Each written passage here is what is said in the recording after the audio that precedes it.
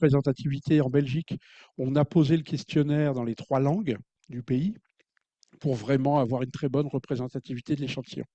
Et donc, le fond de cette étude, c'est vraiment d'explorer les tendances susceptibles d'influencer l'attitude du consommateur français.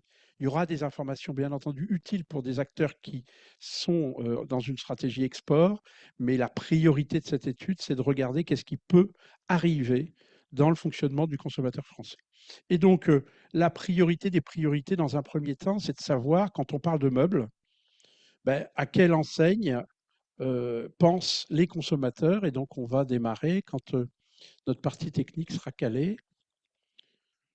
Voilà. Donc, la première question, notoriété spontanée des enseignes. Donc, vous imaginez entre guillemets, l'ampleur du travail de Stéphane quand il récupère 1500 ménages par pays et que les gens ont écrit avec leurs mots et leurs fautes d'orthographe dans toutes les langues les enseignes auxquelles ils pensent pour acheter du meuble. Donc, on a recadré tout ça et on va vous dérouler l'ensemble des enseignes qui viennent à l'esprit des consommateurs. C'est très important. Pourquoi? Parce que, comment dire, on va voir qu'il y a des taux de concentration qui sont très différents d'un pays à l'autre et on va voir ce qui vient directement à l'esprit du consommateur. Sur ce premier slide, un élément que nous, on voit depuis maintenant 18 mois dans nos enquêtes consommateurs et qu'on ne voyait pas avant le Covid, c'est que dans la tête du consommateur, il y a un acteur qui arrive. Alors, on le voit en achat, mais on le voit de plus en plus en notoriété spontanée. Et ben, l'acteur qui arrive, il est au bout de la pile. Il s'appelle Amazon. C'est-à-dire que le consommateur, à la période Covid, il a eu l'habitude d'avoir son smartphone dans les mains et que du coup, pour certains produits peu impliquants, des produits fonctions peu impliquants, il a le réflexe et il pense déjà à cette enseigne. Et on voit donc le taux de concentration entre la France et l'Allemagne sur les premières enseignes citées. J'ai présenté une partie des résultats de cette étude, comment dire, mardi à un séminaire, à un webinaire avec nos amis de Dassault Systèmes. Et on a présenté une partie que vous allez voir sur le configurateur, avec des questions que Dassault Systèmes voulait poser aux consommateurs sur le configurateur et l'aménagement de la maison. Et dans les questions qu'il y a eu à ce webinaire, il y a eu des questions pour qu'on puisse analyser l'ensemble de cette enquête européenne avec un prisme hors grande distribution. C'est-à-dire que reprendre les questions avec les personnes qui ont cité des enseignes qui ne sont pas les gros acteurs volume du marché pour voir si on a un profil et une attitude à tous les critères de consommation différents quand on arrive dans une position milieu de gamme et pas avoir l'ensemble de la population. Donc ça, avec Stéphane, on va s'y atteler dans les prochains jours pour voir s'il y a des biais. Pour l'instant, dans les premiers tris qu'on a fait dans ce que vous allez voir, le principal élément clivant, c'est l'âge. Et toute notre manière de traiter cette étude, ça a été de se dire, on va prendre ceux qui ont fait le marché, alors c'est caricatural, ceux qui ont fait le marché, c'est-à-dire les 60 ans et plus et qui le font toujours, surtout sur le milieu et haut de gamme, et une partie des spécialistes, et ceux qui vont faire le marché, c'est-à-dire les 20-39 ans. Et on voit quand on prend les plus jeunes et les plus anciens, on a là des réponses extrêmement clivantes sur les critères que l'on voulait suivre. Alors après, quand on va dans les autres pays, eh bien, euh, euh, le pays où un acteur autre qu'IKEA arrive en top of mind parce qu'il est sur ses bases et que c'est un pays qui à une époque est resté entre guillemets hors grande distribution, par hors grande surface, hein, parce que Lutz c'est sur des très grandes surfaces, mais hors grande distribution, c'est l'Autriche. Et on voit bien que là, on a un acteur qui est devant l'acteur IKEA, et puis on a en bas de la pile, comment dire, Momax, qui est un concept entre guillemets historique issu du discount et après qui est passé dans une logique de jeune habitat et qui est sur une logique de parcours, mais sur une offre différenciée du leader mondial. En Belgique, on voit là l'écrasement d'un acteur en autorité spontanée, hein. Donc on voit que là, il y a vraiment une différence extrêmement importante. Et je vous dis, le terrain belge a été fait dans les 3 langues, donc on a touché l'ensemble de la Belgique. Au Danemark, on voit des acteurs, comment dire, qui sont positionnés, des acteurs locaux qui nous avaient dit il y a 20-25 ans qu'ils allaient attaquer l'Europe. C'est des gens comme Ilva et en fin de compte, leur velléité de se développer en Europe s'est fortement ralentie. Ils ont eu de grosses difficultés. Ils sont revenus à des formats plus de proximité avec des surfaces qui sont assez proches de Momax en fin de compte. Et puis, on a un acteur historique installé au Danemark qui s'appelle Jysk, Et vous avez vu dans la presse professionnelle et économique la volonté de développement de Yousk en France. Et donc, c'est intéressant de voir comment dire que c'est un acteur qui compte dans son pays et que dans son pays, il a fait évoluer son concept et que son concept est basé de plus en plus sur le meuble, alors qu'à l'origine, il était fortement sur literie et déco. Donc, ça, c'est important. Et puis, on a tout en fan pile, Bolia qui a ouvert un showroom, comment dire, en France, sur le boulevard Saint-Germain, mais comme on pourrait dire, sur le mauvais côté du boulevard, puisqu'il est plutôt côté ex-Gibert. Donc, il est très loin de la meute du boulevard Saint-Germain, milieu haut de gamme. Mais il est atterri à Paris, mais sur une offre extrêmement, extrêmement internationale, beige, blanc et cru, qui est très très pointu en termes de style, donc le développement France risque d'être un peu compliqué. L'Espagne, eh bien, on a pareil un acteur qui domine, et puis après, comment dire, différents acteurs. Et là, on voit aussi en Espagne que Amazon pointe son nez juste après Corte Inglés. Italie, pareil, alors que les débuts du développement du suédois en Italie étaient compliqués, mais Mondo Convenienza euh, se maintient bien en position. Et quand on voit les magasins, c'est des magasins qui sont extrêmement équipés en configurateur, qui sont extrêmement bien équipés en montée en gamme, milieu de gamme et début du haut de gamme, mais sur des grandes surfaces, avec de temps en temps une approche très rude qui a une tendance grande distribution, mais c'est un acteur historique très puissant sur ce marché. Et sur l'Italie, on le verra, l'Italie, avec le choc du Covid, a eu une accélération de la relation à distance avec le meuble, c'est-à-dire que les distances entre le consommateur italien et le meuble, et les magasins de meubles, sont tellement importantes, surtout quand on va dans le sud, qu'il n'y a pas une Italie, bien sûr, il y a plusieurs Italies, et que quand je vois des enquêtes consommateurs faites uniquement dans la région de Milan, c'est comme si on faisait Barcelone pour l'Espagne ou Berlin pour l'Allemagne. On a besoin d'avoir une représentativité nationale. Et sur l'Italie, cette distance au magasin a renforcé l'usage du configurateur en ligne et aussi l'usage d'Internet. Et puis on voit le roi Merlin qui pointe son nez. Pays-Bas, donc Lindbaker en deuxième position et puis Gisque en quatrième position, cinquième position.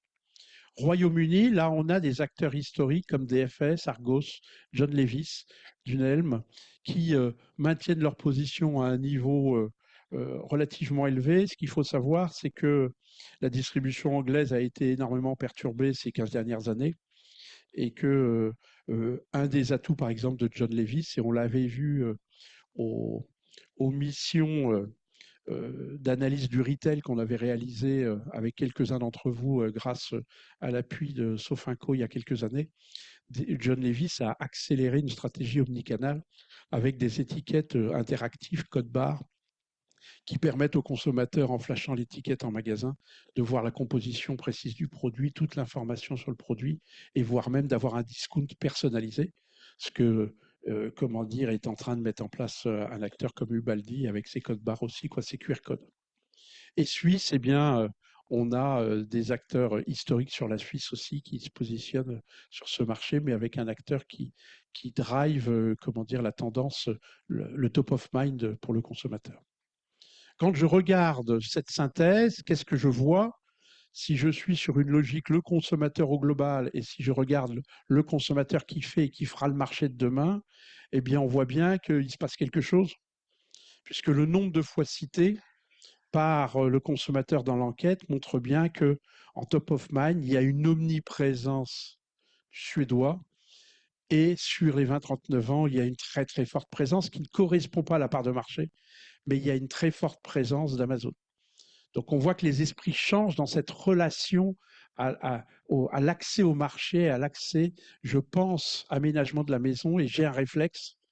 Donc ce n'est pas forcément les parts de marché, mais c'est extrêmement, extrêmement important de voir ça parce qu'on voit bien, nous, dans toutes les enquêtes, que le fonctionnement du consommateur avec le marché du meuble est en train de changer. On était hier en réunion avec Parlons Literie et avec Vincent Grégoire de Nilirodi et on travaillait sur la génération Z et on voit bien que on est en train de basculer, c'est-à-dire que les repères, on va voir les sources d'information sont en train de changer et que si on s'intéresse à cette cible, on a besoin de modifier un petit peu la manière de communiquer et on l'a vu pour certains acteurs, comment dire, qui ont travaillé les élections européennes différemment aussi. Ils ont changé les tuyaux de communication.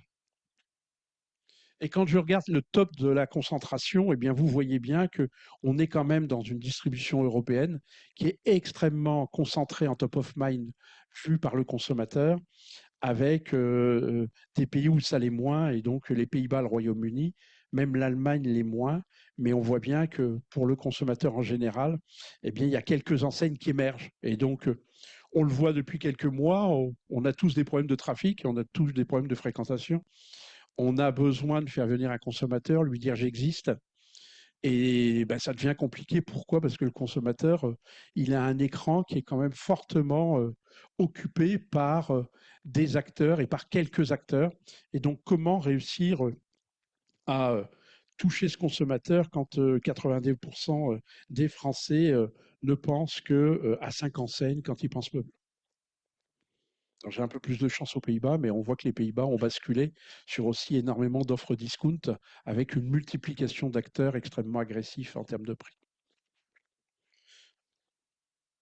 C'est à toi. J'essaye de me rappeler les moments où on se passe la zapette. Bonjour à tous. Donc je vais continuer sur sur les qualificatifs de l'offre. Donc, comme le disait Christophe, l'idée c'est de voir s'il y a des spécificités qui émergent dans certains pays ou des choses qui émergent. Donc là, l'idée c'était de voir et de demander aux gens, bah voilà, vous nous avez cité ces enseignes-là. Et qu'est-ce que, selon vous, qu'est-ce qui définit le mieux l'offre de meubles de ces enseignes? Et on pourra voir effectivement qu'il y a certaines choses qui ressortent en fonction des pays et que les attentes en fonction des enseignes, même si parfois ce sont les mêmes qui sont cités, on a bien vu que c'était Ikea a été cité dans tous les pays, mais que les attentes par rapport aux enseignes n'étaient pas forcément les mêmes. Donc alors bon, là on va commencer par ce qui a été le moins cité au final. Pour une fois, on va commencer par le dernier. Ce qui a été le moins cité, c'est la disponibilité rapide. Donc quand on a demandé aux consommateurs, qu'est-ce qui, selon vous, définit le mieux l'offre des enseignes que vous avez citées, donc, ils sont 8,9% sur la moyenne des 10 pays à nous avoir dit, pardon, que c'était la disponibilité rapide des produits. Christophe parlait des distances entre les magasins en Italie et sans surprise, c'est sur l'Italie où la disponibilité rapide du produit ressort en premier. Voilà, j'ai cité ces enseignes-là, mais ce que j'en attends effectivement, c'est que le produit soit disponible rapidement. Si on a fait effectivement des dizaines de kilomètres pour avoir accès au magasin, on n'a pas envie de repartir les mains vides. Donc, disponibilité du produit importante pour les Italiens, plus que pour la moyenne des autres pays européens, avec quand même une importance un peu au-dessus de la moyenne pour la Grande-Bretagne et puis pour l'Allemagne également. Le critère qui est ressorti en premier en ce qui concerne les attributs et les attributs de l'offre, c'est le choix. Les consommateurs nous ont cité des enseignes. Pour eux, c'est des enseignes dans lesquelles il y a du choix, beaucoup de choix, et c'est ce qui est important pour eux. Donc, Christophe parlait aussi tout à l'heure de l'Allemagne et des grandes surfaces de vente. Effectivement, les consommateurs allemands, en ce qui concerne le mobilier, sont habitués à d'énormes surfaces de vente sur des milliers de mètres carrés et sur plusieurs étages et où on trouve tout pour la maison. Donc, effectivement, cette problématique du choix ressort plus fortement chez les consommateurs allemands que chez les autres. Niveau France, on est dans la moyenne, puisque c'est l'attribut qui nous a été le plus cité par les consommateurs pour ce qui, selon eux, définissait le mieux l'offre des enseignes qui nous avaient citées, donc à 30 presque 30% sur la moyenne des 10 pays, c'est l'attribut de l'offre qui leur semble le plus important et qui nous a été le plus cité dans les enseignes qui nous ont indiqué. Après le choix, on trouve le prix, hein. Si sur le slide d'avant, la problématique du choix n'était pas forcément important chez les Italiens qui, s'ils doivent effectivement parcourir de longues distances, doivent mieux cibler les enseignes que d'autres. Si la problématique du choix n'était pas forcément très importante chez eux, la problématique du prix devient primordiale sur les Italiens et chez les Danois aussi. Donc pour ces deux-là, pour ces deux pays-là, en majorité, ce qui définit le mieux l'offre des enseignes qui nous ont enseigné, c'est le fait que ce soit pas cher. Et c'est ce qui, à leurs yeux, ressort comme étant l'élément le plus important sur les enseignes citées. Là aussi, hein, on en parle souvent dans nos études et souvent on dit que le premier critère de choix en France lorsqu'on va acheter du mobilier, bah, c'est le prix, que très souvent le consommateur, avant de regarder le produit, regarde le prix. Et au vu des résultats, c'est pas forcément une spécificité française et c'est un petit peu la même chose dans tous les pays où le prix est un élément globalement important, exception peut-être faite de l'Allemagne qui arrive effectivement en queue de classement sur les attributs de l'offre des enseignes. Sur ce point-là, c'est pas effectivement ce qu'ils regardent en premier, ce qui peut s'expliquer probablement par le marché immobilier et la situation de l'immobilier en Allemagne. Je ne suis pas expert de l'immobilier sur les 10 pays, mais en tout cas en Allemagne, c'est vrai que les prix des loyers ont été relativement encadrés et depuis de longues périodes, et ce qui fait que les dépenses contraintes pour la maison ne sont pas forcément les mêmes en France qu'en Allemagne, où c'était il y a quelques jours où je lisais un article où on disait qu'en fait les prix au mètre carré en moyenne en location étaient 2 fois plus élevés à Paris qu'à Munich. Donc forcément, sur des niveaux de différence comme ça libère du budget pour l'ameublement, pour le mobilier. Et le fait que ce soit cher ou pas cher, c'est effectivement, ça devient plus accessoire dans le choix parce qu'on a plus de budget. Donc on parlait de la distance, hein, Christophe parlait de la distance pour l'Italie il y a quelques minutes. Donc on voit bien que quand on demande aux consommateurs qui nous ont répondu qu'est-ce qui définit le mieux l'offre de l'enseigne, est-ce que c'est le fait qu'elle soit proche de chez vous? Donc pour les Italiens, on n'est clairement pas dans cette optique et on part clairement pas sur des enseignes qui sont proches de chez eux. Il y a de la distance pour aller au point de vente. Ils le savent, ils la font. Ce qui est intéressant là, c'est de voir que la France ressort sur le proche de chez vous. Pour les ménages français qui nous ont cités, Ikea, Conforama, But dans les premières positions, pour eux, ce sont des enseignes qui sont proches de chez eux et qui restent proches de chez eux. Voilà, ça c'est un attribut relativement important qui nous a été cité par 17,5% des répondants en moyenne sur les 10 pays et qui perçoivent effectivement, comme pour les points de vente, comme relativement proches de leur domicile. Voilà. Et le dernier point qui leur a été soumis, c'était est-ce que selon vous, ce qui définit le mieux l'offre des magasins que vous nous avez cités, est-ce que c'est que l'offre soit tendance? Donc ça, c'est un item qui ressort principalement en Belgique et aux Pays-Bas où il y a un intérêt, où visiblement il y a un intérêt supérieur pour des produits tendance et où en tout cas les gens qui nous ont répondu jugent que les enseignes qui nous ont indiqué proposent des offres plus tendance que les autres. Là aussi, l'élément intéressant pour nous, pour notre marché, c'est de voir que bah, pour la France, c'est la France arrive en dernière position sur cet attribut. Donc, est-ce que c'est lié à une uniformisation du marché ou à un manque d'intérêt sur des produits tendance de la part du consommateur, ou pour qui, dans son esprit, c'est un meuble, c'est peut-être fonctionnel, ça a eu une utilité, et puis la tendance vient après. Ça peut être un élément de réponse, mais en tout cas, c'est un élément qui nous a été cité par 15,5% des répondants en moyenne sur les 10 pays. Mm. Donc si on regarde, si on fait un petit récapitulatif, on peut voir qu'effectivement, on a, et ce qu'on a pu voir sur les slides précédents, c'est qu'on a effectivement une moyenne dans laquelle on retrouve la plupart du temps la majorité des pays autour de cette moyenne, et puis des spécificités en fonction de tel ou tel pays, avec il y a l'Italie qui ressort sur la disponibilité rapide du produit et puis qui ressort aussi sur le fait que les produits soient pas chers, mais des consommateurs qui savent qu'ils vont devoir faire de la distance pour avoir accès aux points de vente et qui aussi ciblent peut-être mieux les points de vente dans lesquels ils vont et où la problématique du choix n'est pas forcément centrale vu que le ciblage a été peut-être mieux fait que dans certains autres pays avant de se déplacer.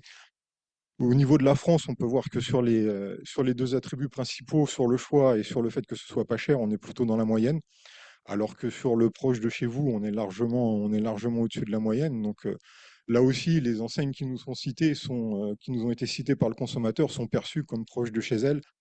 Donc on peut imaginer qu'effectivement, on a un consommateur français qui n'est pas forcément prêt à parcourir des dizaines et des dizaines de kilomètres pour avoir accès à ces magasins de meubles et à son offre mobilier. Après, sachant qu'effectivement, la perception de la distance reste aussi assez subjective et propre à chacun en fonction de l'endroit où on habite. Si on habite en plein centre-ville et qu'il faut faire 20 kilomètres, on va dire que c'est loin, mais si on habite dans une zone un petit peu plus rurale et où il faut déjà faire 10 kilomètres pour faire ses achats alimentaires, effectivement, s'il faut faire 20-30 kilomètres pour acheter du mobilier, on va trouver ça relativement proche. Voilà, et puis un autre pays qui se dégage aussi en termes de spécificité, ce serait également l'Allemagne, donc avec une recherche de choix et une perception des enseignes citées comme présentant beaucoup de choix et puis une importance peut-être moindre du prix dans les volontés d'achat de mobilier et aussi de recherche et de perception des enseignes. Donc, magasin versus Internet. Christophe en a touché un mot tout à l'heure en disant qu'effectivement, après la crise de la Covid, on avait eu des changements de comportement de la part du consommateur et effectivement des consommateurs qui, de force, à un moment, au moment de la fermeture des magasins et des confinements, s'est dirigé vers la vente en ligne. Est-ce que c'est un mouvement durable? Pas forcément. Nous, on voit hein, dans nos enquêtes, dans les enquêtes consommateurs qu'on fait, et puis aussi dans notre suivi de marché mensuel et annuel, qu'effectivement, il y a eu effectivement une percée de l'Internet à un moment après le Covid, mais que c'est pas forcément un mouvement qui est durable. Nous, on a posé la question, effectivement, dans les 10 pays aux gens qui nous ont répondu, à savoir, voilà, les premières enseignes que vous nous avez citées, si c'est des enseignes physiques et que vous avez le choix, est-ce que vous préférez faire vos achats en ligne ou vos achats en magasin? Clairement, le magasin reste très largement en tête, même si on a des pays qui se détachent et qui semblent en avance en termes d'omnicanalité et qui seraient la Grande-Bretagne et puis l'Allemagne, qui seraient effectivement en avance sur les 8 pays restants. Mais on a quand même une prépondérance du magasin sur la vente en ligne, puisque en moyenne, s'ils ont le choix, il y a seulement 14% des consommateurs qui vont privilégier la vente en ligne à Internet, alors que le reste, très majoritairement, va avoir plutôt envie de se rendre en magasin. On remarquera que sur cette question, c'est les Français qui nous ont le moins répondu, bah, qui préféraient la vente en ligne à l'achat en magasin. Donc, a priori, en France, plus qu'ailleurs, le magasin reste important et plus que prépondérant sur la vente en ligne. Donc là, on a le pendant du tableau d'avant, hein, donc c'est-à-dire, est-ce que vous préférez acheter en magasin? Ben, c'est l'inversé du tableau précédent. Donc très clairement, on voit bien que pour la majorité des pays, on est à 80, 85, 90% des consommateurs qui préfèrent se rendre en magasin quand ils ont le choix plutôt que d'effectuer leurs achats sur Internet. On reste sur un produit, on le dit souvent, hein, ça ressemble à, voilà, à une lapalissade, mais on reste sur un marché où on a besoin de toucher le produit, de voir le produit. Christophe parlera de configurateur tout à l'heure, et effectivement, l'aspect configurateur est important puisqu'on a un consommateur qui a aussi beaucoup de mal à se projeter quand il va acheter du mobilier et qui a beaucoup de mal à projeter le produit dans son logement, d'où l'importance du configurateur et d'où l'importance également de se rendre en point de vente et de voir le produit de visu et de pouvoir se dire, bon, bah ça, effectivement, je comprends et ça va aller chez moi, ça sera bien chez moi. Voilà, ça c'est un petit tableau d'illustration sur les pays où on nous avait cité les mêmes enseignes, voir quelle était la part des consommateurs qui préféraient acheter en Allemagne. Donc on voit bien pas en Allemagne, pardon, en ligne, excusez-moi. Donc on voit bien effectivement cette avance de l'Allemagne sur l'achat en ligne sur une enseigne comme Lutz, est-ce que vous préférez acheter en ligne plutôt qu'en magasin? Bah, il y a 25% des Allemands qui nous ont répondu que s'ils avaient le choix, bah, ils préféraient acheter en ligne plutôt qu'en magasin, alors qu'en Autriche, ils sont que 9%. C'est des résultats qui d'ailleurs recoupent une enquête qu'on avait fait pour un colloque il y a un an et demi, si je dis pas de bêtises, le colloque de la fin de l'année 2022, où on avait interrogé les ménages dans 3 pays, c'était la France, l'Allemagne et puis la Grande-Bretagne sur leurs achats en ligne et sur leurs achats sur les sites en ligne et sur les marketplaces, et où effectivement on voyait bien cette avance du consommateur allemand et du consommateur anglais sur le consommateur français, puisque de mémoire, il y a 15% des Français qui nous disaient qu'ils avaient jamais acheté de meubles en ligne, ils étaient plus que 12% en Allemagne et plus que 9% en Grande-Bretagne. Et puis, quand on avait égrené la liste des produits en disant ce produit-là, est-ce que vous l'avez déjà acheté en ligne, et celui-là, on avait des taux de réponse qui étaient 5 ou 10 points supérieurs à la France, que ce soit en Allemagne ou en Grande-Bretagne. Donc, une avance effectivement de ces pays-là sur tout ce qui est achat en ligne et omnicanalité. En tout cas, si on en croit les réponses des consommateurs. Voilà. Et pour une enseigne comme Maison du Monde, bon, voilà, on a des taux de préférence d'achat en ligne qui sont de 12% pour la France, à peu près équivalent en Belgique, et puis un peu plus prononcé en Italie avec 19% des consommateurs qui nous ont dit qu'ils préféraient acheter en ligne plutôt que de se rendre en magasin. On a ensuite demandé aux gens pour leurs derniers achats de meubles, aux répondants pour vos derniers achats de meubles, quelle est la part des dépenses que vous avez effectuées sur Internet? Donc l'idée, c'était de dire, voilà, vous avez dépensé tel montant, quel est le pourcentage de ce montant, quel est le pourcentage de la valeur que vous avez dépensé en ligne, et quel est le pourcentage de la valeur que vous avez dépensé en magasin. Donc on retrouve bien cette avance hein, de la Grande-Bretagne et de l'Allemagne, hein, puisque en ce qui concerne la Grande-Bretagne, on nous a répondu que 46% des achats avaient été faits en ligne, 46% des achats avaient été faits en ligne sur les derniers achats, donc c'est quasiment la moitié, et on retrouve un petit peu l'Allemagne effectivement en avance sur le reste des autres pays. Donc la France est dans la moyenne des 10 pays qu'on a interrogés, puisqu'on est à 26%, pour une moyenne sur les 10 pays à 27%, ce qui est un résultat qui est globalement cohérent avec ce que nous, on a pu observer, puisque en début d'année, on a publié une étude sur le e-commerce. Et dans cette étude, on estimait la valeur du e-commerce. Donc cette fois-ci, contrairement à ce qu'on fait d'habitude, e-commerce plus pure player, plus site des enseignes de la vente physique, on estimait la valeur du e-commerce à 3,5 milliards sur un marché qui fait un peu plus de 14 milliards, ce qui représentait 24% en valeur. Donc on est effectivement en phase avec que ce soit notre estimation du marché de la vente en ligne et le ressenti des consommateurs sur leurs derniers achats. On est sur des proportions qui sont globalement en phase avec un marché de la vente en ligne qui représenterait, selon nos estimations, 24% de la valeur du marché du meuble et un consommateur qui nous annonce que sur ses derniers achats de meubles, il a effectué 26% de ses dépenses en valeur en ligne. Voilà, si on regarde un petit peu plus en détail par tranche de prix, donc sans surprise, enfin par tranche de budget dépensé plutôt. Sans surprise, on va retrouver sur les tranches basses, on va retrouver les consommateurs britanniques qui sont peu présents. Sur les tranches les plus, sur les tranches les plus basses, on va retrouver la France, par exemple, 32% des personnes qu'on a interrogées qui nous ont dit que sur leurs derniers achats, mais ils avaient effectué aucun achat en ligne, pourcentage qui monte à 42% en Belgique. Pareil, si on passe sur une tranche un peu plus basse, de 1 à 30% des achats réalisés en ligne, sur la France, on est à 34%, un petit peu en dessous de la moyenne.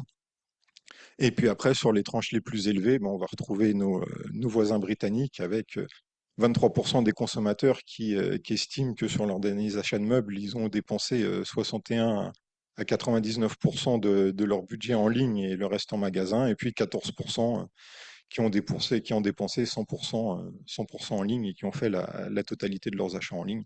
Et sur ce 100%, là aussi, on retrouve la France dans une moyenne qui est identique à celle des 10 pays interrogés.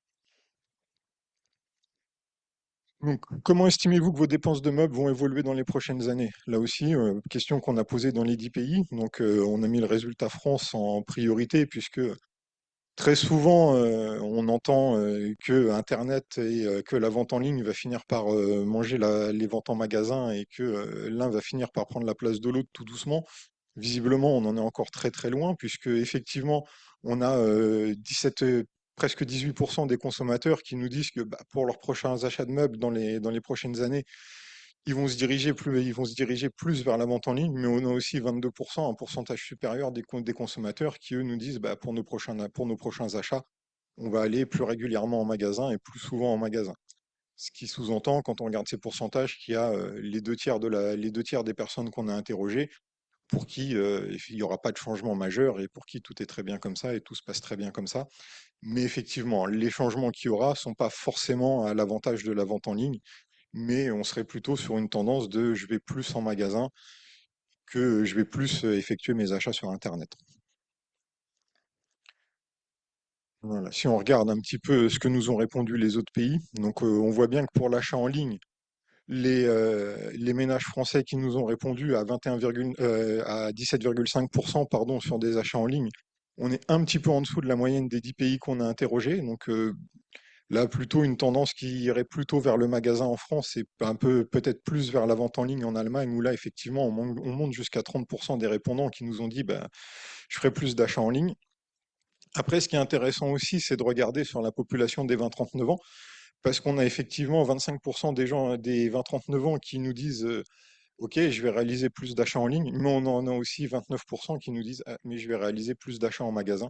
Donc même chez les populations les plus jeunes, même s'il y a cette volonté de se rendre plus souvent en ligne, il y a aussi cette volonté de se rendre plus souvent en magasin et qui est supérieure à cette volonté d'aller acheter en ligne. Donc voilà, si effectivement on voyait qu'Amazon arrivait dans le top 5 dans 8 pays chez les 20-39 ans, Amazon n'est pas encore prêt à remplacer le magasin dans l'esprit des consommateurs, même dans l'esprit des plus jeunes. Voilà, donc on revient sur la question de la distance qu'on avait évoquée tout à l'heure. Donc, par rapport aux premières enseignes que les consommateurs nous avaient citées, on leur a demandé à quelle distance du premier magasin ils habitaient. Donc effectivement, on peut voir que sur ce qui illustre ce que Christophe disait tout à l'heure, que sur les distances plutôt basses, entre 0 et 20 km/h, les Italiens sont peu présents, hein. Les magasins de meubles semblent a priori plutôt éloignés de leur domicile, mais on les retrouve sur les distances qui sont supérieures à 50 km. Et on se rend compte qu'effectivement, quand on leur demande les premières enseignes qui leur viennent à l'esprit, pour une grande partie des consommateurs, avec une moyenne à 57,5% sur les DPI, c'est des enseignes qui sont quand même relativement proches de chez elles. Si on continue à dérouler, voilà. C'est la même information, mais cette fois-ci en moyenne. Et c'est ce qu'on disait tout à l'heure par rapport à la subjectivité des distances, c'est-à-dire que c'est en France que on a eu le plus de répondants qui nous disaient ces enseignes sont proches de chez nous. Et puis en fait, quand on regarde la réalité et la moyenne sur les 10 pays, en fait, la France serait un petit peu supérieure à la moyenne des distances des magasins cités. Donc là, ce qui montre effectivement la subjectivité entre la réalité des distances et la distance ressentie à aller dans tel ou tel magasin.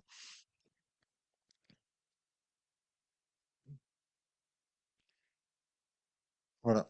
Ensuite, toujours pour rester sur cette problématique des achats en ligne, on a demandé aux consommateurs s'ils préféraient se rendre sur un site internet spécialisé meubles du type, je sais pas, pour les pure players, Tikamoon ou autre, et puis pour les magasins de la vente physique qui auraient aussi des sites Ikea ou Conforama ou But, ou plutôt que de se rendre sur le site d'Amazon ou de Cdiscount. Là, très clairement, on reste dans une distribution et dans un consommateur qui privilégie les sites spécialisés. Alors, pour les deux tiers, sur la moyenne des 10 pays, c'est deux tiers des répondants qui nous disent bah, si je vais faire des achats de meubles en ligne, je préfère me rendre sur un site spécialisé meubles. C'est un peu plus en France, à 70%.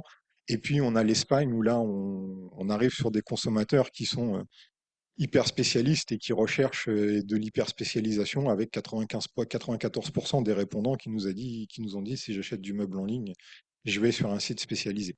Donc voilà, et s'ils sont deux tiers à préférer les sites spécialisés, ben, on peut voir en dessous forcément qu'ils sont un tiers à se rendre sur des sites généralistes. Et là, effectivement, la France est un petit peu en dessous. Donc les ménages français vont plutôt privilégier les sites internet de Conforama, But, Ikea ou d'autres pour aller effectuer leurs achats de meubles en ligne plutôt que ces discounts et Amazon.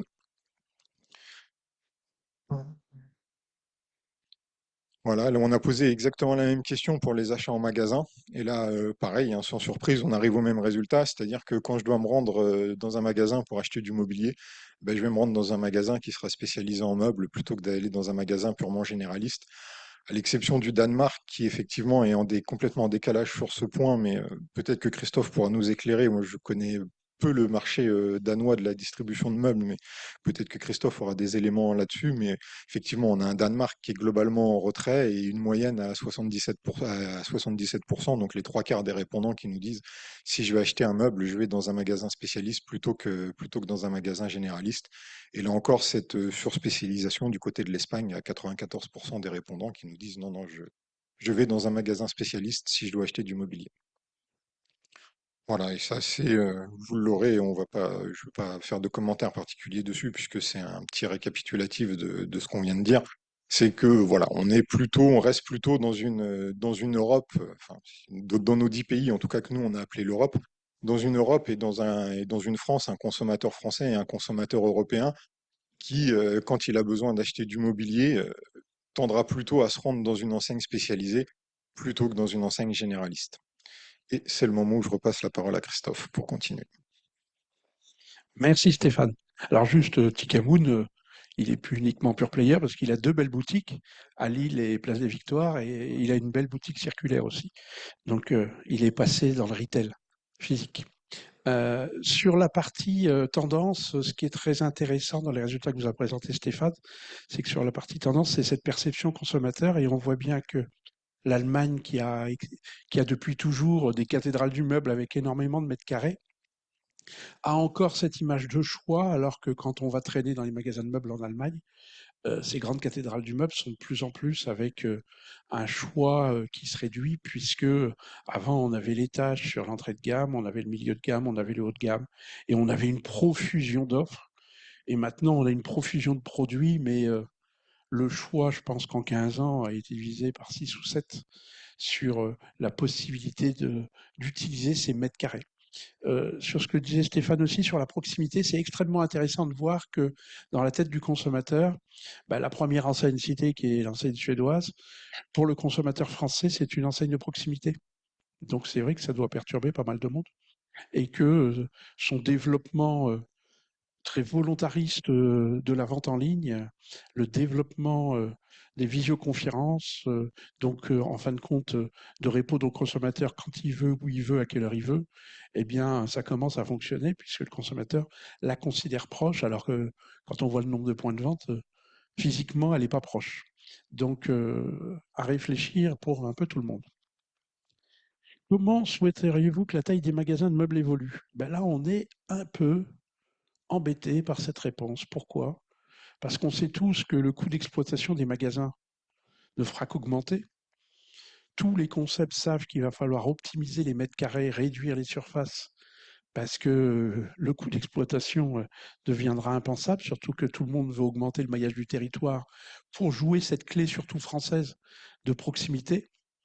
Les Français, eux, dans cette Europe du meuble, bah, la moitié, ils veulent pas de changement.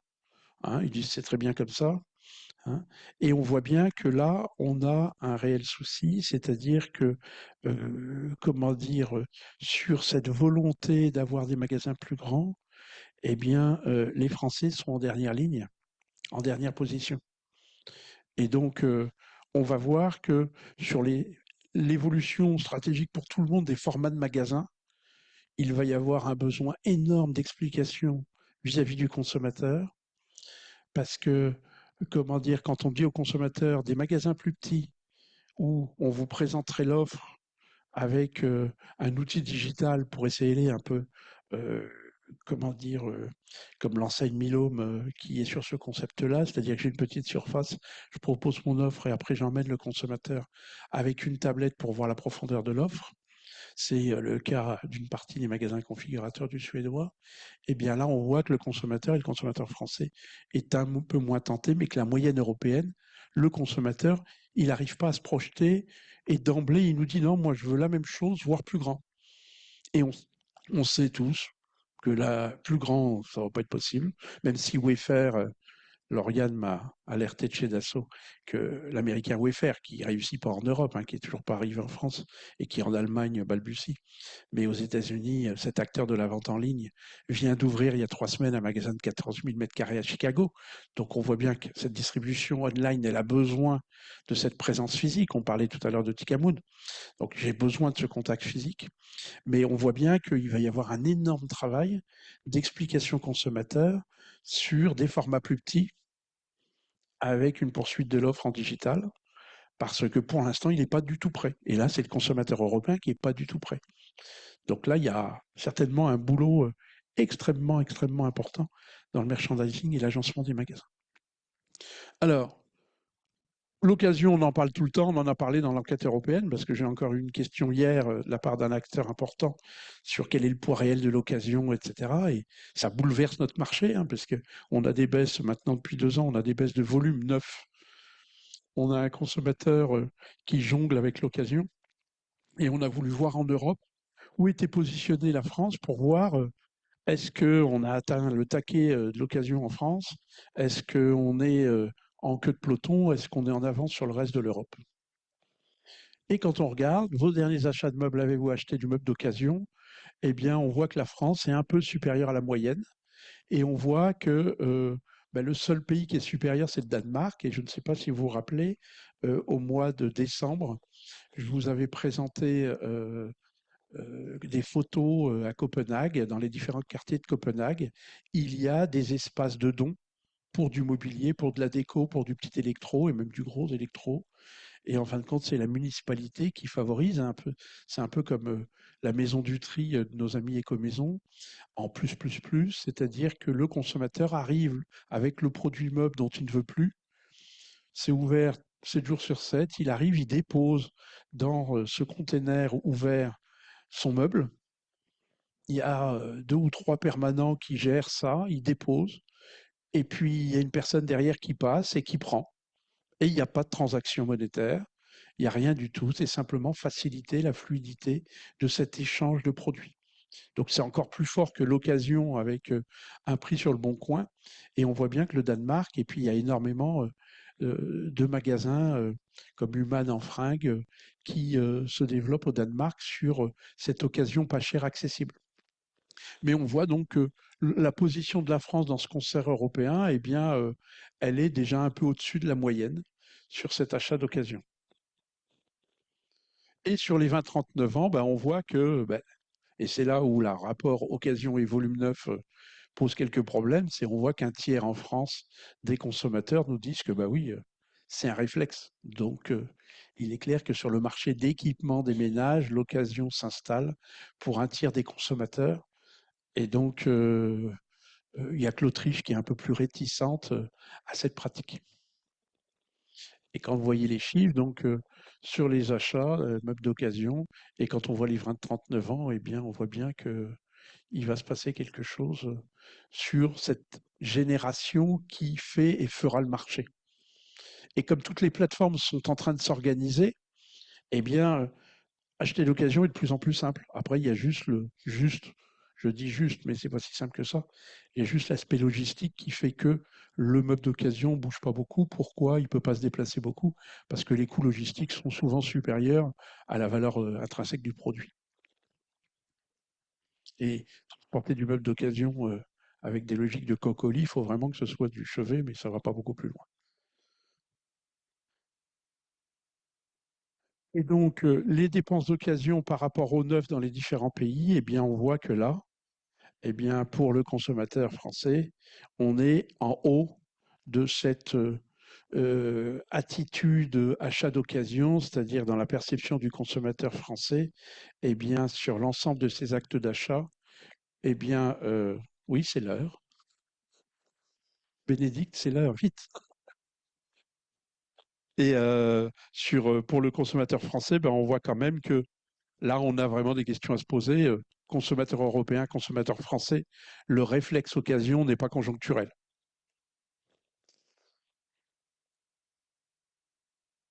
Il est bien planqué, hein.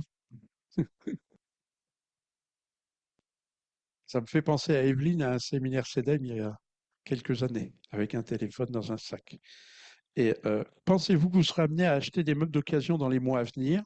Pareil, ben, la France est au-dessus de la moyenne européenne. Donc, certains acteurs se disent comment j'introduis la gestion de cette occasion. Certains ont fait des corners dans leurs magasins, mais beaucoup c'est de la com, mais c'est pas de la réalité sur le flux d'occasion, hein. Mais là, on a un vrai sujet. Est-ce que je dois préempter ce territoire? Est-ce que je dois pas le préempter? Comment je le préempte? C'est extrêmement compliqué, toujours, hein, je le répète, parce que les coûts logistiques, les coûts de gestion, et puis la rentabilité en tant que distributeur sur le meuble d'occasion, elle n'est pas là. Par contre, le consommateur, lui, il a ce réflexe.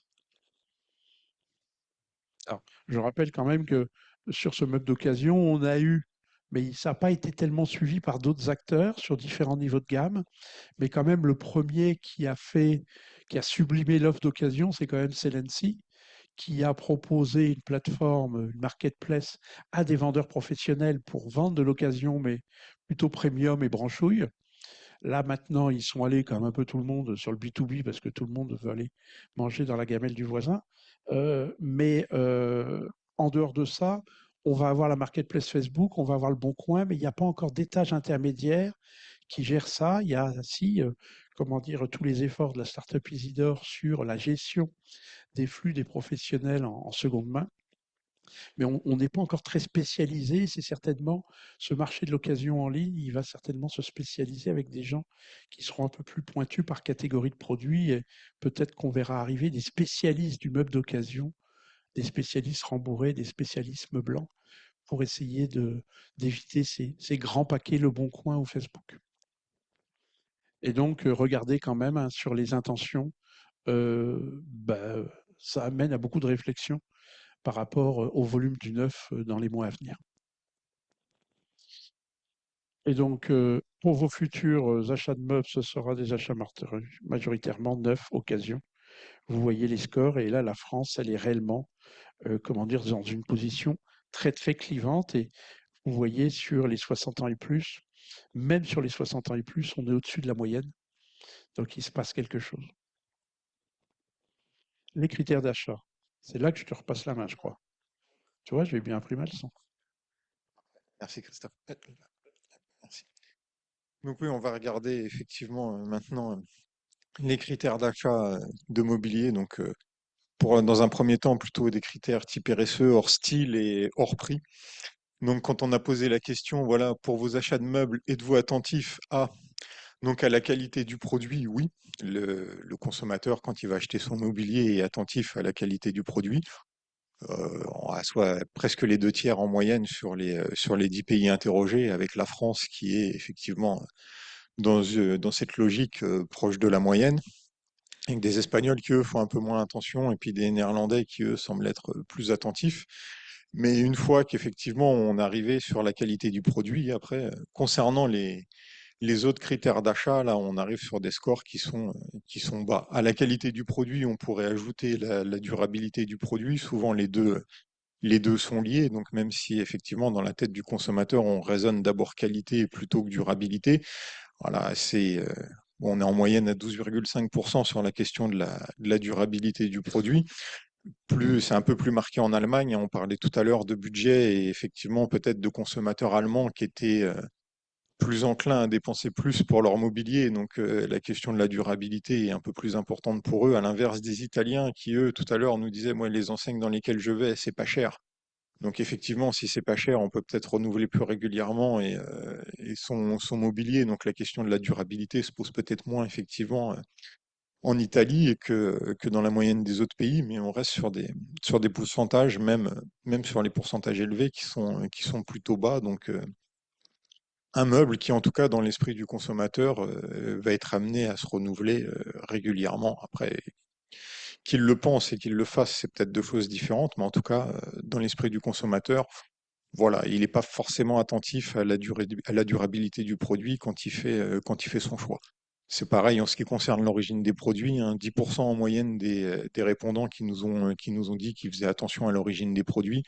Nous, ça, c'est des questions qu'on pose régulièrement hein, dans nos enquêtes France, et c'est vrai que l'origine du produit, ben, le consommateur va pas forcément la rechercher en magasin et l'information n'est pas forcément nécessairement disponible de manière claire non plus quand il y va. Donc c'est pas l'élément qui va l'intéresser le plus et c'est pas le point sur lequel il va se pencher le plus. Ensuite, si on parle de respect de l'environnement, ben là on descend encore on descend encore dans les pourcentages hein, avec 6% de réponses en moyenne. Là encore, hein, je vais reprendre les exemples de nos enquêtes, mais quand on va demander à un consommateur pourquoi il a acheté son canapé, il va nous dire qu'il l'a acheté parce que le prix était intéressant, parce qu'il aimait plutôt le style, parce que ça lui semblait être de la bonne qualité. Et puis à la fin du classement, on va trouver qu'il a acheté ce produit-là parce que ça respectait l'environnement, les conditions de fabrication, etc., étaient plutôt meilleures que les autres. Mais c'est vraiment des choses qui arrivent en queue de peloton, hein. On pourra mettre sur le même plan le respect des salariés, où là aussi, effectivement, il n'y a pas forcément non plus de moyens pour le consommateur de vérifier dans quelles conditions ont été produites le produit. Donc ça rentre pas forcément en ligne de compte dans son choix. Bon, la fabrication nationale, on descend encore d'un cran, hein, puisque là, cette fois-ci, on n'a que 2% des répondants qui nous ont parlé de fabrication nationale. Donc, voilà, peu importe la provenance du meuble, hein, au final, s'il nous convient, si le prix nous convient, si le produit nous convient, bah, qu'il soit fabriqué en France ou ailleurs, ma foi, ça change pas forcément grand-chose pour une grosse majorité des personnes qu'on a interrogées. Voilà, bon, les matériaux, 3%. Bon, c'est pas étonnant hein, de retrouver des pourcentages aussi faibles en ce qui concerne les matériaux, hein. On le voit régulièrement dans nos enquêtes, hein. Très souvent, les consommateurs savent pas forcément quel est le matériau du mobilier qu'ils ont acheté, hein. Enfin, panneaux de particules, bois massif, etc. Il y a certains consommateurs à qui ça passe un petit peu au-dessus de la tête et qui sont pas forcément conscients des produits qu'ils ont chez eux. Donc, ça semble logique qu'ils y portent pas un intérêt majeur quand ils vont effectuer leurs achats. Bon, la réparabilité du produit, là, on est en moyenne à 2% sur les 10 pays. Donc, dans l'esprit des gens qu'on a interrogés et des consommateurs, un meuble, ça se répare pas forcément. On a perdu cette notion de meuble, de valeur patrimoniale du meuble. Donc, un meuble, ça s'utilise. Et puis après, ben, une fois que c'est abîmé, soit on le garde abîmé parce qu'on arrive à faire avec, soit on s'en sépare et on en rachète un autre. Mais en tout cas, la réparabilité du produit, et pas un critère et pas un critère de poids particulier de la part du consommateur. Après, bon, voilà, bon, en ce qui concerne la traçabilité du bois, c'est le dernier élément auquel il semble être attentif parce que là aussi, effectivement, c'est une information qui est compliquée à observer, compliquée à avoir et ça rentre pas en ligne de compte dans l'achat, ça va passer loin par rapport à ce qui est le prix ou le style du produit. Donc voilà, sur tous les critères qu'on leur a présentés et qui sont comment dire, qualifiés comme RSE, on en a trois qui font 82% des réponses. On en a même un qui fait presque les deux tiers des réponses, c'est-à-dire la qualité du produit. Et si on associe qualité et durabilité, on est à 70% des produits qui font, enfin à 70% pour ces deux réponses sur la majorité des critères proposés. Et il n'y a pas de situation particulière en France où, par rapport à l'Europe, on est effectivement dans les mêmes moyennes, dans les mêmes taux et avec voilà, trois items qui font 82% des réponses qui nous ont été fournies, que ce soit en France comme en Europe. Voilà, je te repasse la parole, Christophe. Hop, merci beaucoup. Alors je reviens juste sur ça, Stéphane. C'est extrêmement important parce que ça veut dire que on sait très bien dans toutes les enquêtes quali qu'on fait auprès des consommateurs que la définition de la qualité, elle est difficile à estimer pour le consommateur. Et donc, les résultats européens et les résultats France montrent que, et c'était un des objectifs de l'étude, si on veut travailler sur des critères RSE, si on veut travailler sur des critères intrinsèques au produit, on a un besoin monstrueux de renforcement du contenu de notre communication et de l'explication de ce qu'on raconte. Parce que naturellement, le consommateur, il ne percute pas sur le sujet. Et donc, le made in, le contenu réel de la qualité, parce qu'on a posé les questions, mais spécifiques RSE et le consommateur, en fin de compte, RSE et meubles, ça lui passe largement au-dessus. Donc, on a vraiment énormément de travail, d'explication pour réussir à faire passer nos messages. Et nos voisins européens, c'est la même chose. Autrement, on sera dans une spirale, comment dire, de réaction basique consommateur. Et là, la conjoncture est en plus dans ce sens-là, de simplement tirer les prix, mais ne pas renforcer. Donc, comment on peut, nous, on pensait, par exemple, quand on a regardé les résultats et quand on a fait l'enquête, on s'est dit, ben, on va regarder, par exemple, comme ça, on pourrait penser que le Danemark est en avant sur certains critères RSE, etc. Mais quand on regarde le marché du meuble au Danemark ou, comment dire, aux Pays-Bas, on a une très forte présence de discounters généralistes ou spécialistes qui sont sur une communication très très forte de prix. Par contre, ce qui est intéressant, c'est que par exemple, Danemark 1,6, c'est pas beaucoup, mais c'est quand même plus important que la moyenne européenne. Et on voit que certains acteurs danois ont une très forte communication sur l'origine des bois, même quand ils sont discounters. Donc, j'insiste parce que ce tableau, il est central sur, on peut faire le boulot, techniquement, on peut le faire. Le problème, c'est que le consommateur, pour l'instant, il n'a pas encore le logiciel pour comprendre ce qu'on lui raconte. Et comme on est parti quand même encore pour pas mal de mois de tension sur le marché, on risque d'avoir une vague qui va parler prix, et là on va le voir avec les ventes privées qui ont commencé, les soldes, etc., où ça va taper certainement assez dur sur les promos. Mais là, il y a vraiment un sujet un sujet d'information, par quels canaux, comment on fait, et ça va pas se faire facilement. Donc c'est vraiment extrêmement important. Si la France avait été sur une autre planète par rapport aux autres pays, on se serait dit, tiens, la France est en retard, etc. Mais là, non. Le consommateur européen, il n'a pas cette notion-là. C'est vraiment, là, je pense que c'est un sujet central des résultats de cette étude, c'est que on a du boulot devant nous pour expliquer et comment on peut définir la qualité d'un produit. C'est tellement complexe à définir et c'est pas des chiffres d'ingénieurs purs qui pourront faire passer le message. Il y a autre chose à construire. Donc il y a peut-être aussi le renforcement. Certains l'ont fait et certaines marques l'ont fait admirablement en créant des communautés autour de la marque. Et quand je crée une communauté autour de ma marque, certains ont fait leur marque en mettant à côté people, etc., pour un sentiment d'appartenance, expliquer la qualité, expliquer le processus de production, expliquer les enjeux des peintures utilisées, voire même, comment dire, le reconditionner à partir de produits qu'on peut faire repeindre. C'est hyper, hyper important de prendre du temps pour raconter des choses aux consommateurs avec tous les tuyaux d'information qu'on a aujourd'hui. J'insiste lourdement, mais franchement, si on laisse les choses simplement avec des étiquettes qui donnent des infos, ça vous partira à la pêche, ça sera la même chose. Et après, quand on regarde pour vos futurs achats, classer ces 3 critères de choix par ordre d'importance, ben vous voyez que l'Europe, elle est quand même, la France, elle est dans une moyenne européenne. Le prix, le style, critères RSE. Il n'y a pas de pays, et l'Allemagne qui avait une culture meuble très différente, l'Autriche, etc. Les Anglais qui sont vendus sur catalogue, consommables meubles, etc. On a vraiment une Europe qui est... Là, on a un consommateur européen dans le reste de l'enquête sur tout ce qui est omnicanalité, sur tout ce qui va être, comment dire, e-commerce, format de magasin. On a plusieurs consommateurs européens. Mais sur des critères essentiels, on a un consommateur européen. Et quand je regarde les différentes moyennes, eh bien, qu'est-ce qu'on voit? La France, naturellement, a un côté style un peu plus marqué, et on va le voir, dans notre parc, on a un peu plus de style que nos voisins européens. Sur le prix, on penserait qu'on est, mais il y a quelques pourcentages. L'Italie, qui est sous une tension économique forte, etc., a un regard prix, le consommateur italien a un regard prix important. Euh, le côté belge d'ensemblier décorateur avec tous les showrooms, avec tout cet esprit stylistique directement flamand, eh bien, on le voit bien là, avec un style qui est nettement supérieur. Et vous voyez, les critères RSE qu'on a définis précisément restent en queue de peloton. Alors, je ne sais pas quelle heure il est là. 11h15. Seb, on avait décidé la pause à quelle heure?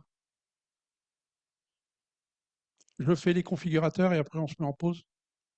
Bien. Alors, du produit au projet,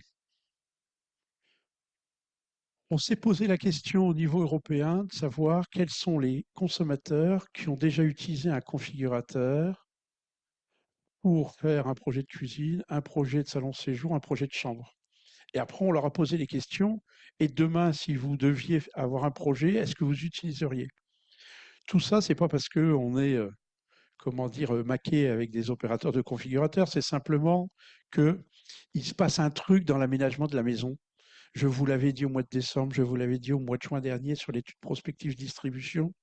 Euh, Toujours le même, le Suédois, il y a 25 ans, dans son édito du catalogue France, avait fait un édito. Pensons mètre cube, ne pensons plus mètre carré. La gestion du volume du logement est un élément essentiel. Et quand on voit sur certaines tendances il y a quelques années, par exemple dans la cuisine, d'être plutôt horizontale que verticale, et de ne pas aller dans la direction du consommateur de meubles hauts qui vont jusqu'au plafond en Allemagne, nous, dans nos enquêtes consommateurs, on a près de la moitié des consommateurs qui ont acheté une cuisine intégrée qui, à l'usage, disent j'ai pas assez de rangement. C'est joli, c'est super bien, c'est super fonctionnel. 62%, j'ai une cuisine ouverte sur le salon séjour et j'ai un îlot central et c'est super convivial, la famille, les amis et tout.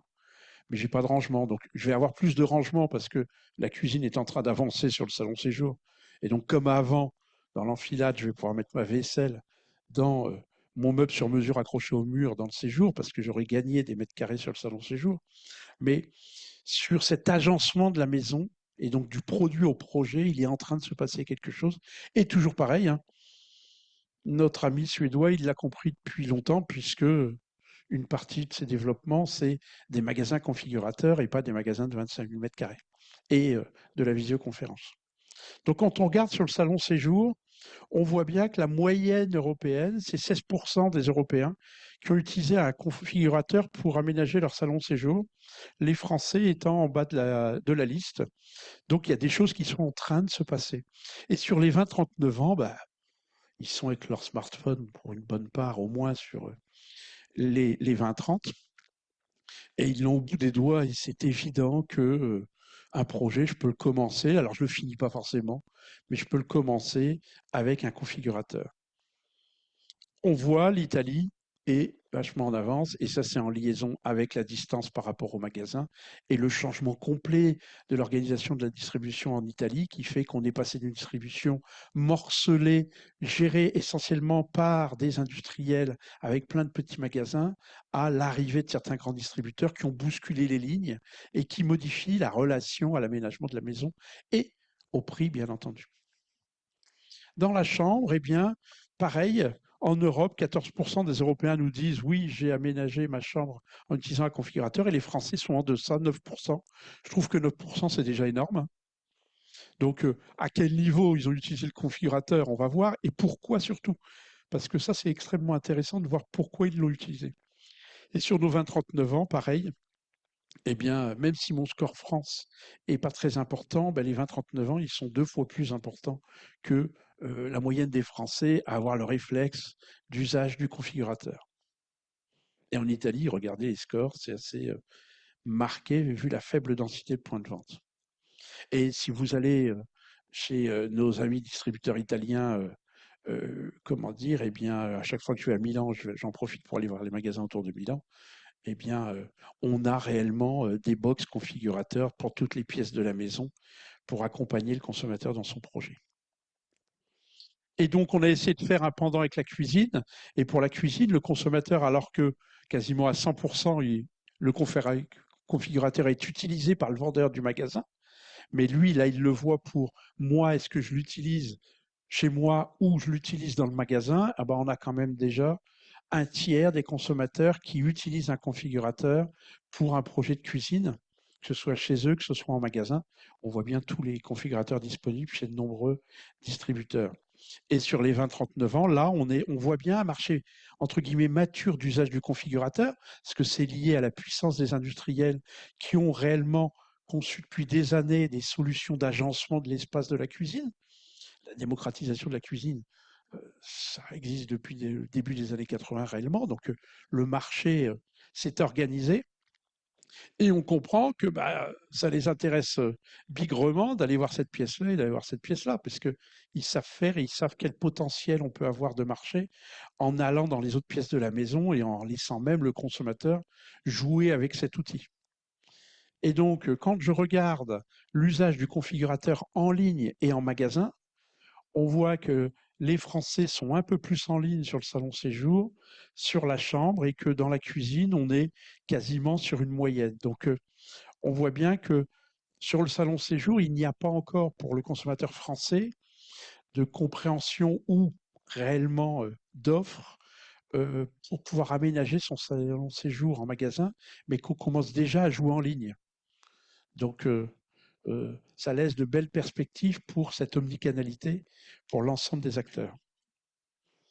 Demain, si vous deviez changer votre mobilier de salon de séjour, utiliseriez-vous un configurateur?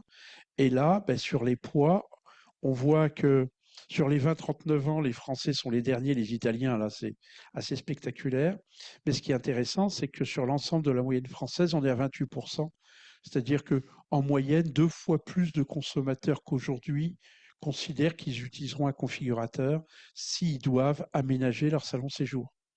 Donc c'est très très bon pour tous les industriels et tous les distributeurs qui sont en train de faire des efforts sur passer du produit au projet. Un projet, c'est de la création de valeur et le prix du matériau quand il passe par le configurateur, ben, il n'est pas du tout le même au mètre cube que quand il est en meuble à poser, l'écart de prix est gigantesque.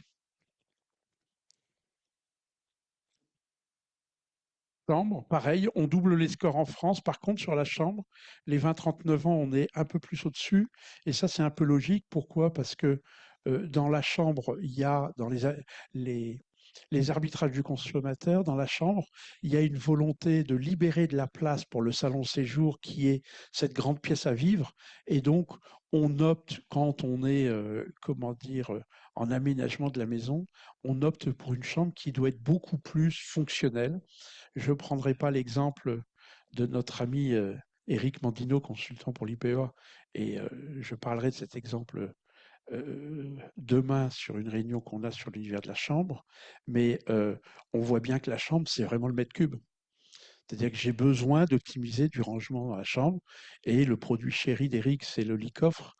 Et en fin de compte, ce lit coffre qui était un truc basique, epsilon, et qui, il y a un peu plus de 10 ans, était un produit qui était vendu essentiellement sur Internet avec beaucoup de produits d'importation chinoise, et bien là, ce lit coffre, il est sur tous les niveaux de gamme et il rend ses fonctions, et les distributeurs, les uns et les autres, mettent en scène la capacité de ranger dans le lit coffre et pas ranger que la couette ou les oreillers, mais ranger les papiers, les archives personnelles.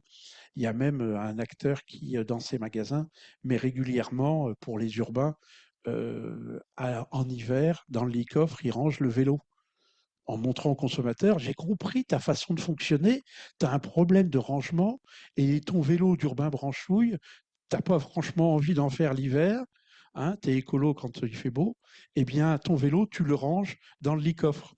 Et toutes ces mises en scène magasins montrent, le consommateur se dit, mais il a compris comment je vis.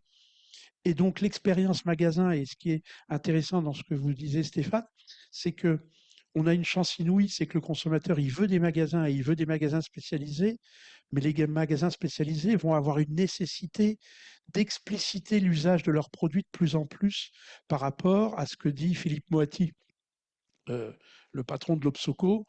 On doit être dans un commerce de précision, c'est-à-dire qu'on doit expliquer et on doit choisir des cibles, pas forcément uniquement dans les produits, mais dans la démonstration des produits, montrer au consommateur qu'on l'a compris dans son usage, dans son esprit stylistique.